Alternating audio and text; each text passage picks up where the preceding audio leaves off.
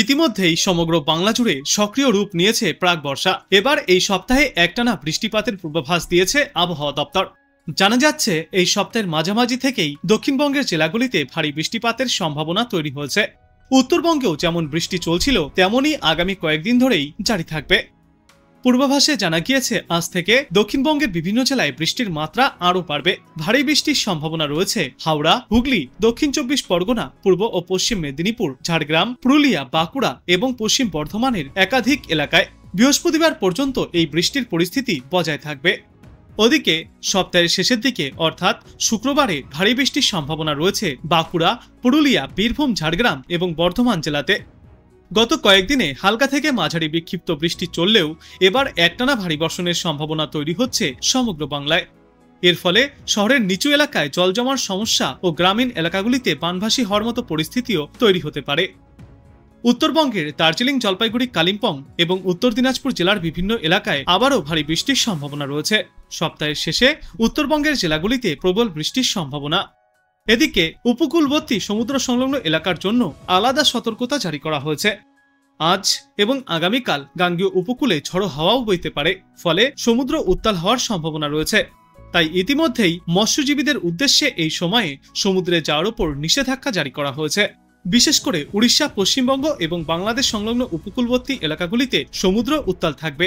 তাই এই সমস্ত এলাকাগুলিতে সমুদ্রে যাওয়ার উপর মৎস্যজীবীদের উদ্দেশ্যে বিশেষ সতর্কতা অবলম্বন করতে বলা হয়েছে।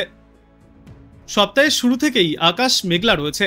নানান জায়গায় থেমে থেমে বৃষ্টি হচ্ছে। এদিনও কলকাতার আকাশ আংশিক মেঘাচ্ছন্ন রয়েছে। বিকালের দিকে শহরের কিছু এলাকায় হালকা থেকে মাঝারি বৃষ্টিপাত চলতে পারে। এদিন কলকাতায় সর্বোচ্চ তাপমাত্রা 31 ডিগ্রি সেলসিয়াসে থাকবে। সর্বনিম্ন তাপমাত্রা 27 ডিগ্রি সেলসিয়াসের আশেপাশে থাকবে। বাতাসে আপেক্ষিক আর্দ্রতার সর্বাধিক পরিমাণ থাকবে 92% এবং সর্বনিম্ন পরিমাণ থাকবে 75%। আর আপাতত সমগ্র বাংলা জুড়ে বৃষ্টি চললেও আর্দ্রতাজনিত অস্বস্তিও বজায় থাকবে। অর্থাৎ একদিকে যেমন রাস্তায় জল জমার সম্ভাবনা এবং ভোগান্তির সম্ভাবনাও রয়েছে, তেমনি আর্দ্রতাজনিত অস্বস্তির কারণেও বিরক্ত হতে হবে সাধারণ মানুষকে। এরপর আগামীকাল এই বৃষ্টির দাপট আরও বাড়বে। ঝড়ের পাশাপাশি শুরু হবে ভারী বর্ষণ। আগামীকাল হাওড়া, হুগলি, দক্ষিণ 24 পরগনা, 2 মেদিনীপুর, ঝাড়গ্রাম, পুরুলিয়া, বাঁকুড়া এবং পশ্চিম বর্ধমানে ভারী বৃষ্টির সম্ভাবনা রয়েছে। এই সমস্ত এলাকাগুলিতে 7 থেকে শুরু করে 11 সেন্টিমিটার পর্যন্ত বৃষ্টিপাত হবে। এই সমস্ত জেলাগুলির পাশাপাশি আগামী শুক্রবার পর্যন্ত ভারী বৃষ্টি চলবে 2 বর্ধমান এবং বীরভূম জেলাতেও। 25-26 এই 2 দিনে উপকূলীয় অঞ্চলে প্রতি ঘন্টায় 35 থেকে 45 কিলোমিটার গতিতে দমকাঝড়ো হাওয়াও বয়ে যাবে। এই 2 দিনে সমুদ্র উত্তাল থাকবে। তাই এই সময়ে মৎস্যজীবীদের উদ্দেশ্যে সমুদ্রে যাওয়ার ওপর বিশেষ সতর্কতাও জারি করা হয়েছে। অন্যদিকে উত্তরবঙ্গে সপ্তাহভর ভারী বৃষ্টির সম্ভাবনা রয়েছে। আজ দার্জিলিং, জলপাইগুড়ি, কালিম্পং এবং উত্তর দিনাজপুর জেলায় ভারী বর্ষণের সম্ভাবনা। মাঝে 2 দিনের জন্য বৃষ্টির দাপট কমলেও আগামীকাল থেকেই ফের ভারী বৃষ্টির সম্ভাবনা রয়েছে। তবে আজ এবং আগামীকাল শুধুমাত্র দার্জিলিং ও কালিম্পং জেলায় ভারী বৃষ্টির সম্ভাবনা। বাদবাকি সমগ্র উত্তরবঙ্গে হালকা থেকে মাঝারি বিক্ষিপ্ত বৃষ্টি চলবে। এরপর শুক্রবার থেকে ভারী বৃষ্টির সম্ভাবনা রয়েছে উত্তরবঙ্গের সমগ্রই। আজ সকাল থেকেই কলকাতা এবং আশপাশের এলাকাগুলিতে আংশিক মেঘলা আকাশ দেখা যাচ্ছে।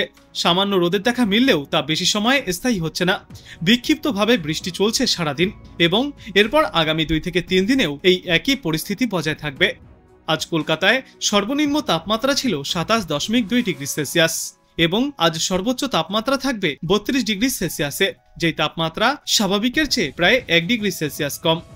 বাতাসে আজ আপেক্ষিক আর্দ্রতার সর্বনিম্ন পরিমাণ থাকবে 80% এবং সর্বাধিক পরিমাণ থাকবে 95%। বৃষ্টি একটু থামলেই হাসফাস অবস্থা হচ্ছে সমগ্র বঙ্গবাসীর। ফলে মাঝে কয়েকদিন টানা বৃষ্টিতে স্বস্তি মিললেও তা দীর্ঘস্থায়ী হয়নি। ফলে এই সপ্তাহে দক্ষিণবঙ্গ এবং উত্তরবঙ্গের আবহাওয়া কেমন থাকবে তা নিয়ে নতুন করে উৎসাহ তৈরি হচ্ছে। বিশেষজ্ঞরা জানিয়েছেন, সপ্তাহের মাঝেই বঙ্গোপসাগরে একটি ঘূর্ণাবর্ত তৈরি হতে পারে। পাশাপাশি অসম এবং রাজস্থানেও ঘূর্ণাবর্তের জন্য অক্ষরেখা তৈরি হয়েছে। ফলে আজ থেকে দক্ষিণবঙ্গের সব জেলাতেই বজ্রবিদ্যুৎ সহ হালকা থেকে মাঝারি বৃষ্টি এবং 2-1টি জেলাতে সামান্য সময়ের জন্য ভারী বৃষ্টিপাত চলতে পারে। আর প্রায় সব জেলাতেই আংশিক মেঘলা আকাশ থাকবে। বাতাসে জলীয় বাষ্পের কারণে অস্বস্তিও বাড়তে পারে। জানা গিয়েছে, আজ মঙ্গলবার থেকে আগামী বৃহস্পতিবার পর্যন্ত দক্ষিণবঙ্গের সব জেলাতেই বিক্ষিপ্তভাবে ভারী বৃষ্টিপাতের সম্ভাবনা রয়েছে। বজ্র বিদ্যুৎ সহ হালকা থেকে মাঝারি বৃষ্টির সঙ্গে ঘন্টায় সর্বোচ্চ 30 থেকে 50 কিলোমিটার গতিতে দমকা ঝোড়ো হওয়ার সতর্কতা ইতিমধ্যেই জারি করা হয়েছে।